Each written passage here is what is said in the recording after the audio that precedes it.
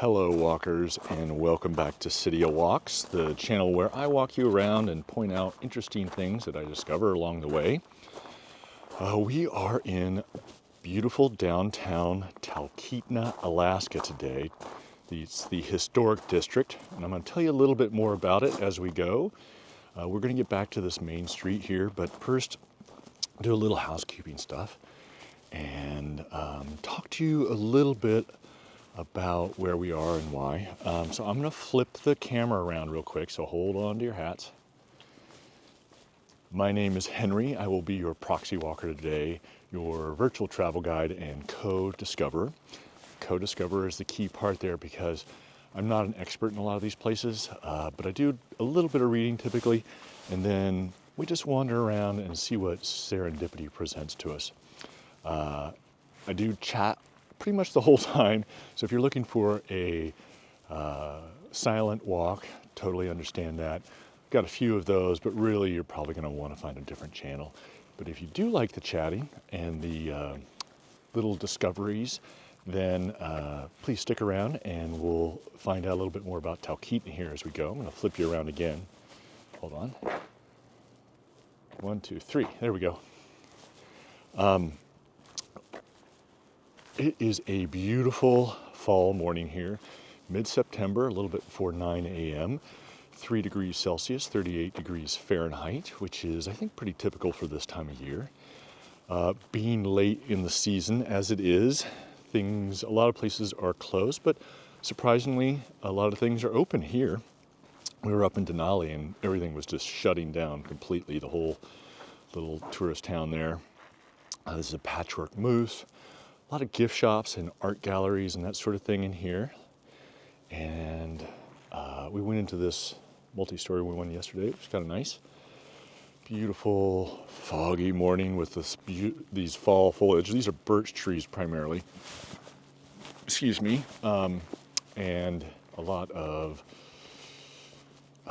white spruce are in the area as well. But this little area seems to have mainly birch. We're going to see a lot of these cabins. Thank you to our Patreon supporters. Without your support, these things would be a lot more challenging. And I appreciate the encouragement as well. If you'd like to join Patreon or do one-time contributions, links in the YouTube description. So check those out if you're interested. Got a stash and a giant moose antler over here in Skull. We'll get back into that area. It's sort of not laid out in a convenient way to film just yet, so we'll sort of zigzag around. Luckily, it's fairly small, so we'll get to see the whole, well, not the whole town, because I'll explain that in a second, but the historic district here, a good chunk of it anyway. And we're just gonna go back. I'm gonna take you back for 100 yards here to get back to the main street. Right, Talkeetna is actually a census-designated place. So it's not an actual town. I mean, it is a town, but it's not governmentally. And it covers 42 square miles. So this, when I tell you the population is actually spread out over a very wide area. The population in 2020 of 1,055 full-time residents. Not a big town, not a big place, but it's got a lot of personality. I love it here. It's got that sort of frontier vibe that some of the other places that we've been have not had. They've been more modern and commercial and big, honestly. You know, Anchorage and Fairbanks are cities. We are along the Alaska Railway here. In fact, let's go over there and take a look. They don't have an official mayor here, but you're like, why do I care whether they have a mayor or not?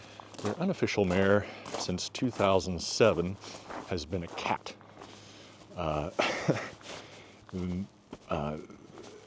Unofficial, so it's just sort of for fun, and it was Stubbs from 2007 to 2017, I think. And now Stubbs has passed on, and now it's Aurora, according to the Wikipedia article. Down here, some cabins. And we will make our way down to the river in a little bit, but I want to go through town first. I want to point out it'll be the Susitna River, and I just want to talk about how powerful this river is. It's amazing to me. And I gotta find this. Here is the Alaska Railway, and the river's down that way. You can see a bridge down there. I'm gonna spin you around.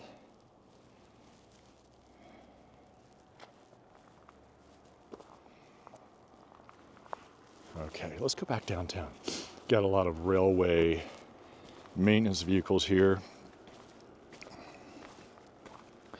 Talkeetna was started, well, it incorporated or became a governmental entity in 1917. There were trappers and traders around here before that. 1917, I believe, was also when Denali became a park. Of course, at the time it was called McKinley, Mount McKinley, Denali. And this Talkeetna is sort of a jumping off point for people that want to climb Mount McKinley. It's no joke. It's 20,000 feet, 10,000 feet above base camp, which is on a glacier that you have to fly into. So it's a beast. You've got, let me see, I'll point out, we're on Main Street here. A little place that looks like Alaskan seafood, and then that sort of thing. Some tours, a coffee shop that's closed, Nagley store, which is historic. In the 1970s, they had tried to get it as a historical place here, and the locals decided they didn't want to do that. They thought it might hurt the economy. I'm not sure the logic there, but I wasn't here, so I don't know.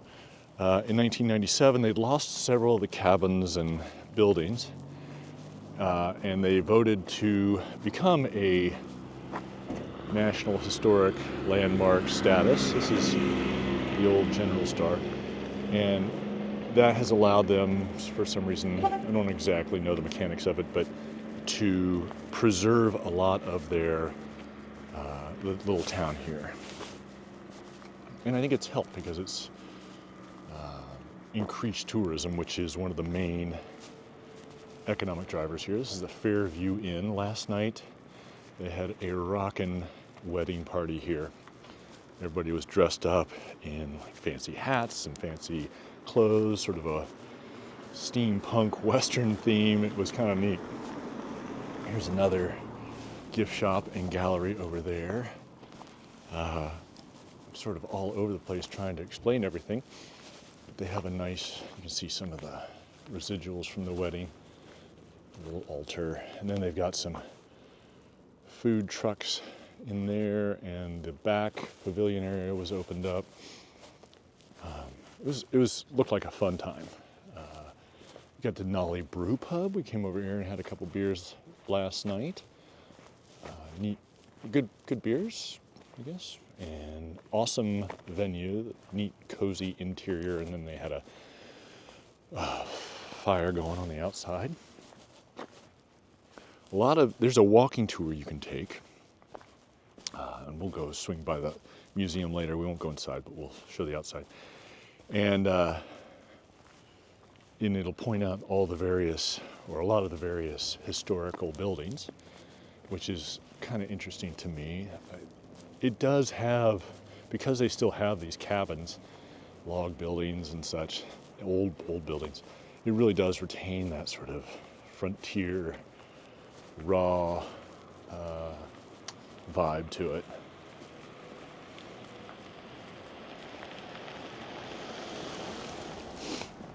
The Helmer Ronning cabin, they have sort of, you can see, they have these yellow signs just to the left of the door there.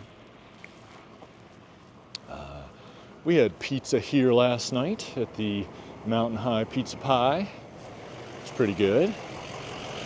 And again, we've got these wonderful outdoor seating areas, sort of low ceilinged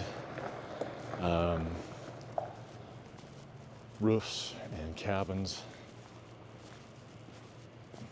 Coming up on C Street Roadhouse, that's another historic building. And then C Street down here.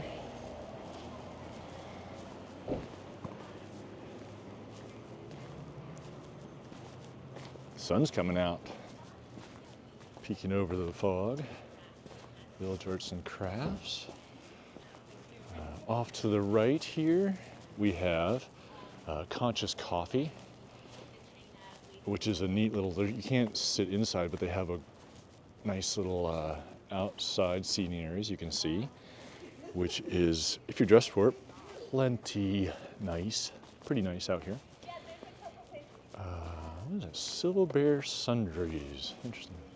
Here we go. Here's a couple historic cabins here. The Tom Wetherell's house. It's, we're talking the 19 teens, maybe a little before, with the prospectors and trappers, and then tourists started showing up. And man, there was not a lot of, what am I looking for? Not a lot of support out here, These places were on their own. People were on their own. They could get, eventually in the 20s, a train came in and they had river boats, which blows my mind. When we see the river, you'll see why. Big stern wheel paddle wheelers. But, most of the time, you kind of had to be self-sufficient. And, when it gets down into the 60 below and you don't have modern clothing and snowmobiles and electric heat and that sort of thing, it's impressive. It's really admirable. Morning. Or not. Got the Talkeetna River Park over on the right here, which has a campground. No RVs, but camp.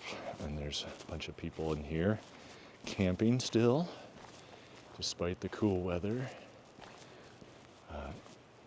As I mentioned, outdoor recreation and tourism is a big driver here. There's salmon fishing, hunting, Denali, mountain climbing, but also you can take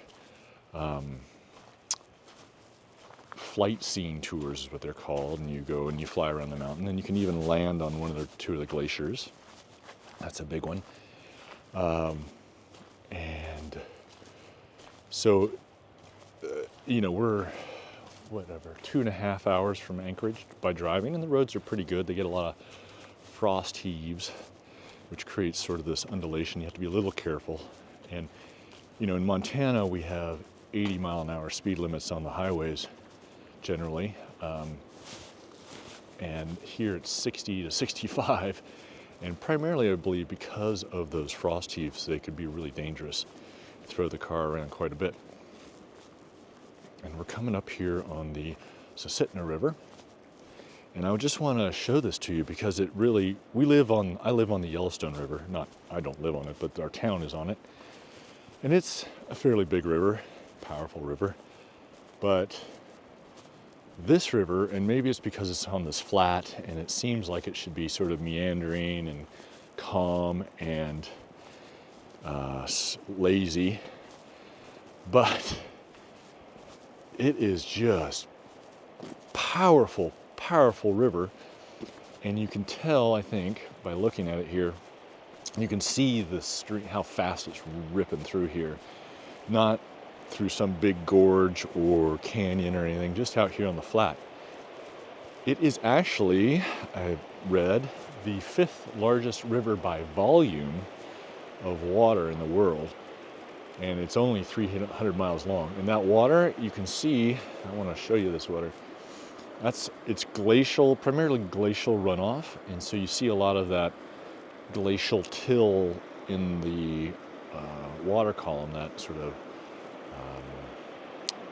light gray silt. You can see haze out there. Now, if the clouds were gone, which they rarely are, we would see Mount Denali, Denali Peak in the distance in this kind of direction.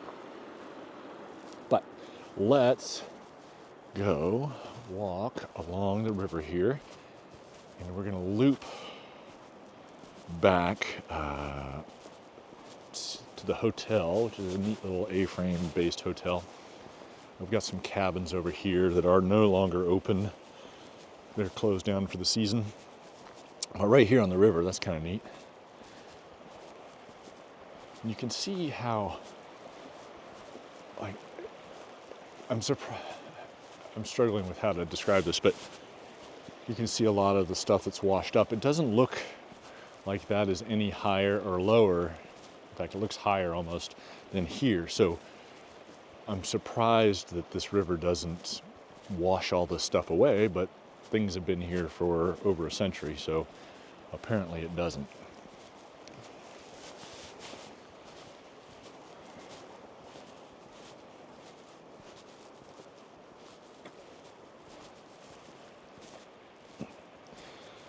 I love interacting with you guys in the comments section of the YouTube channel. So please, if you have any questions or comments or corrections or memories you want to share or connections to this place, please let me know in the comments section.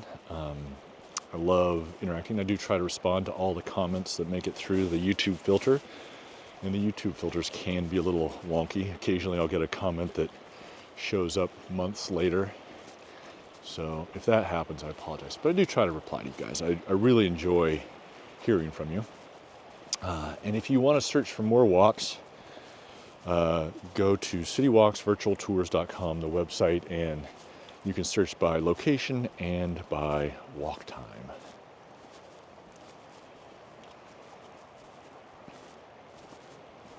So off to the left here is a hotel where we're staying, actually. Kind of a family-oriented place. They've got a A-frame restaurant and bar, as well as a lot of stuff you can do out in the yard. The proprietor there is trying to keep on top of all the leaves that are falling, but it's a somewhat Sisyphean task. Go back out here and see the river again real quick. So I mentioned the river boats. This, you can guess, even though it is so powerful and churning through here, the river pattern does meander and change every year. And these stern wheelers would have to fight this current all the way upstream, hundreds of miles, and track and get through the braids, ever-changing braids. Look how beautiful it is down there. A heck of a skill. I don't know if you can hear that. In the distance, there's an airplane engine. 1 in 80 people in Alaska have a pilot's license. More pilots and privately owned airplanes than anywhere else in the world, I think. I could have it. It could just be in the United States.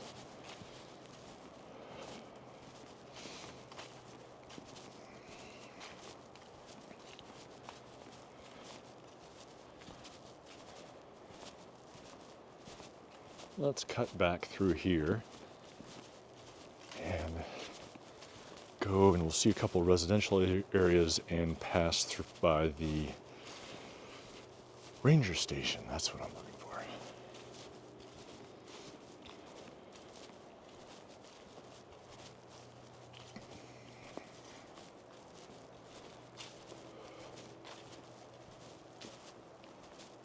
I just love the wonderful autumn foliage here in Alaska. We were here a few years ago in 2021, did some walks in Homer and Seward and Anchorage, about the same time of year, and just striking foliage there as well. Just gorgeous.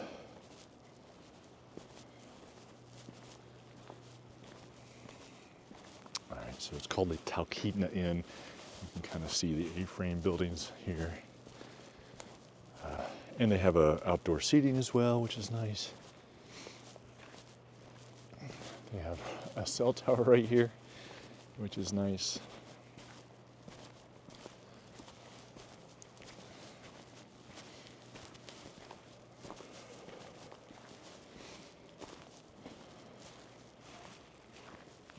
Here's the beer garden.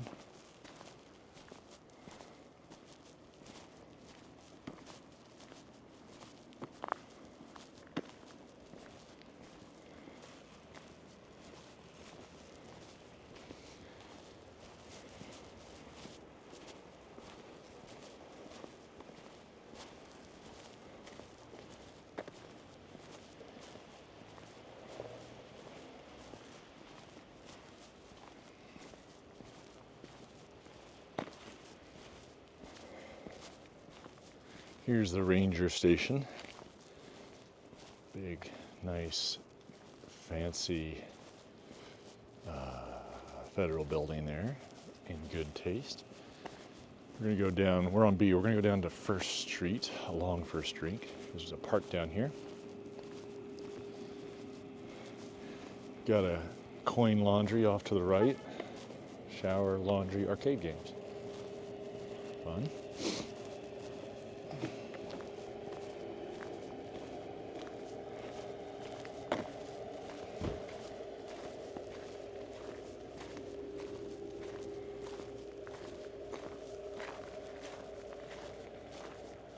The Susitna. I don't know if it's Susitna or Susitna. Let me know if you know. I haven't actually heard anybody say it. Salmon Center.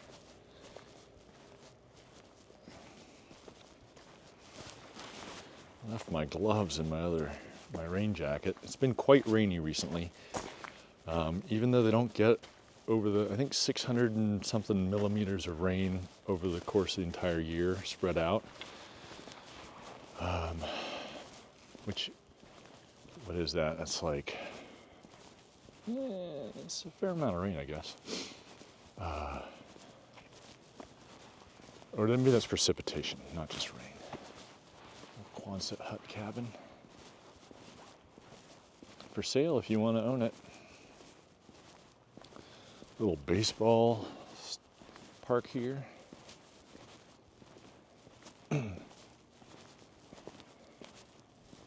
More residential stuff down there.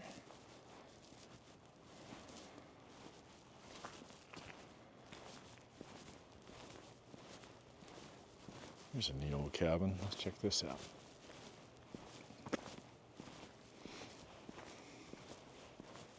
The Harry Robb cabin, David St. Lawrence Harry Robb cabin.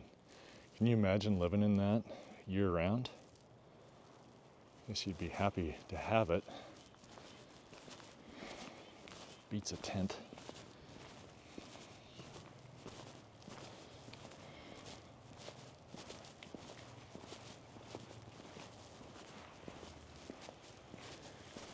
There's another cabin, looks like it's been added on to it. It's got kind of that northern ad hoc look to it as well. The south alley. We're gonna cut down the south alley here, some part of the road, backside of the roadhouse.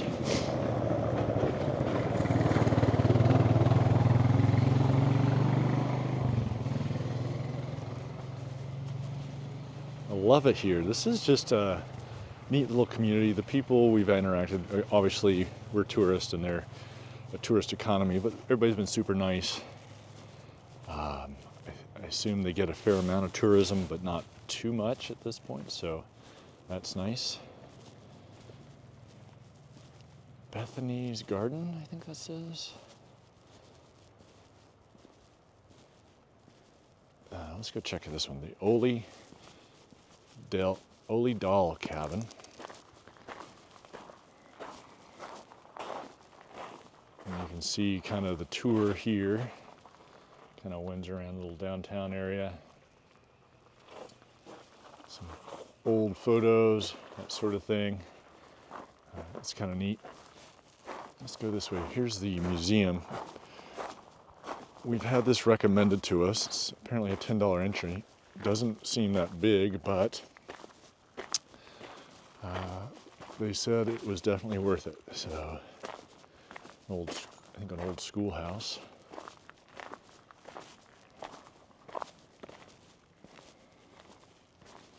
So we'll probably come check this out later today. The Talkeetna Historical Society.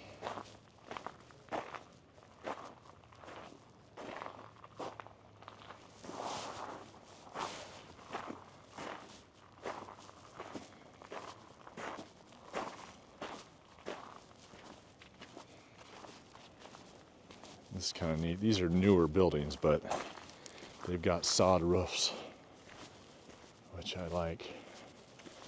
It's pretty cool. And a neat system of joints on the corners.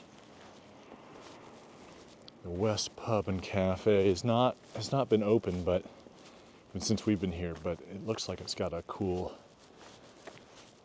outdoor seating and drinking area. Community Arts Center.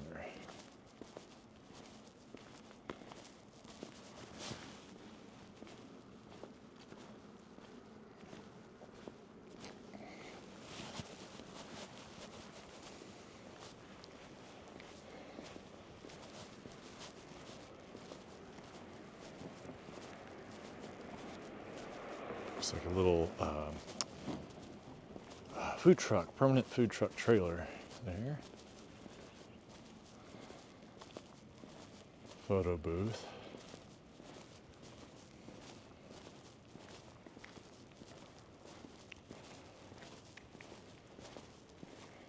Here's the post office again, and we're sort of coming back to where we started our tour, which was across the street over there. I think this is the Chamber of Commerce, maybe, or Info. Nope. Phantom Tri-River Charters.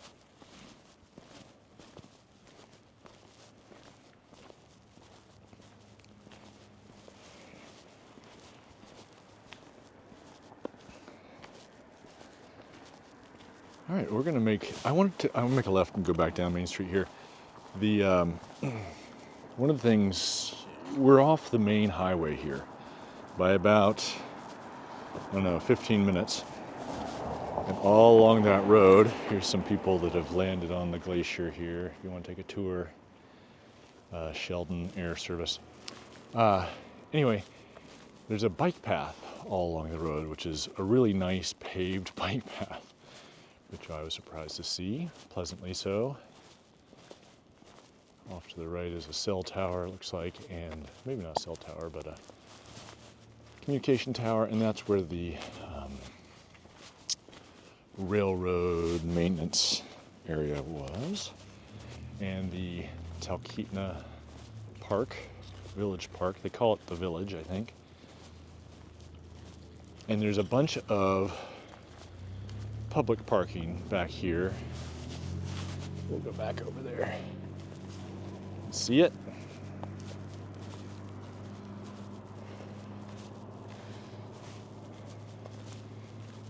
I've noticed there's a little pavilion there that could also be a band shell. And I've noticed that several of the places with outdoor seating have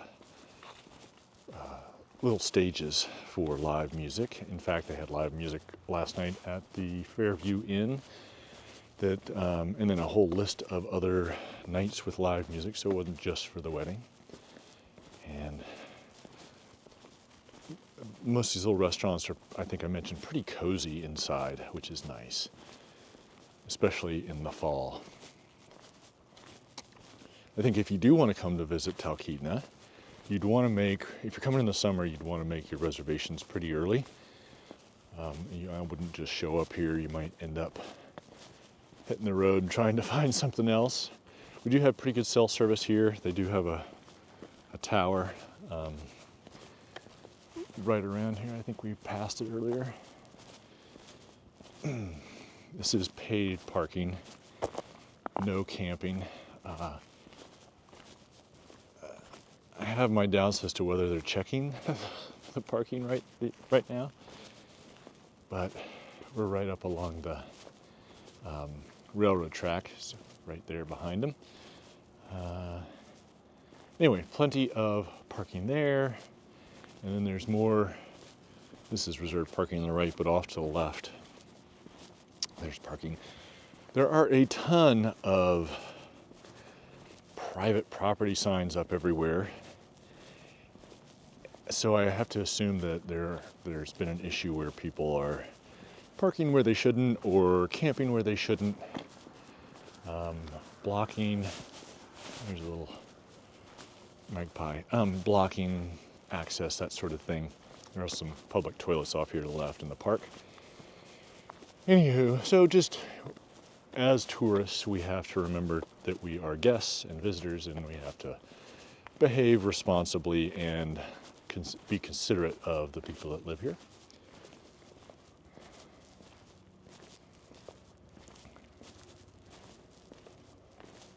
I guess the historic Fairview Inn dates back to 1923, so not long after they incorporated. Here's their list of live music. Tonight is going to be the Leo Ash Blues Band. So 4 nights a week, that's pretty good.